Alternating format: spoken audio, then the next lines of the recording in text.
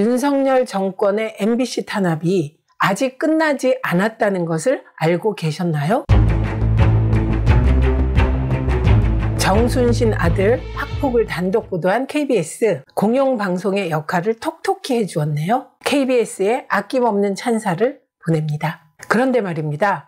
자라보고 놀란 가슴 소뚜껑 보고 놀란다고 우리 지난번 날리면 사태를 보도한 MBC가 얼마나 탄압당했는지 지켜봤잖아요. 이번에는 대통령실이 KBS를 손보겠다 나서지 않을까 걱정이 이만저만이 아닙니다. 공영방송이 제대로 보도를 했는데 정권의 탄압을 걱정해야 하다니 참 웃지 못할 현실이죠. 정치권뿐만 아니라 사회 전체가 불안과 공포로 눈치 보기에 바쁜 형국. 그런데 말입니다. 윤석열 정권의 MBC 탄압이 아직 끝나지 않았다는 것을 알고 계셨나요? 자, 이런 기사가 떴네요. 감사원이 방송문화진흥원에 대한 감사에 착수했다는 겁니다. 방송문화진흥회는 공영방송 MBC의 최대 주주죠. 형식상으로는 정부 출자 기관이니 감사원법상 감사 대상은 맞습니다. 그러나 공영방송 최대 주주 박문진 감사를 경영관리 실태에 대한 단순 감사로 볼 수 있을까요? 감사 착수 동기도 불순한데요.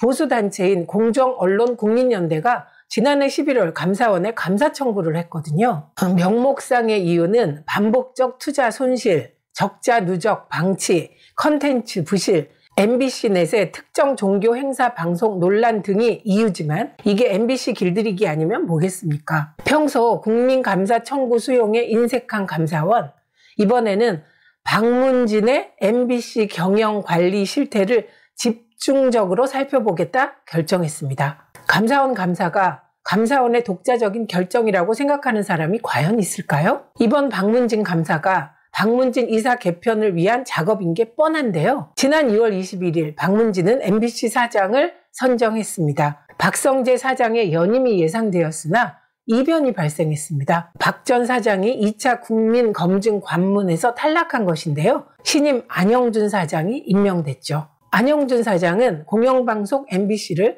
외압으로부터 지키겠다는 의지가 강한 인물. 대통령실과 국민의힘 입장에선 탐탁지 않겠죠? 마음 같아서야 MBC 사장의 방송 장악의 상징 김장겸 같은 인물을 앉히고 싶었겠지만 불가능했습니다. 왜일까요? MBC 사장은 박문진에서 선출하는데요. 현재 박문진은 문재인 정부 시절 방통위에서 임명한 사람들이거든요. 여야가 3대6 정도입니다. 이 대목에서 감사원이 총대를 맨 겁니다. 감사 후 감사 결과를 토대로 검찰에 박문진을 수사 의뢰하겠죠. 수사 과정에서 박문진 이사들 압박, 사퇴 종용 등 탄압이 시작될 겁니다.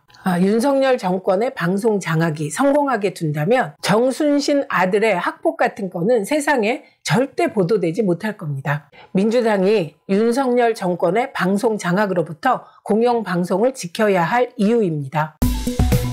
이슈로 어지러운 세상 함께 하겠습니다.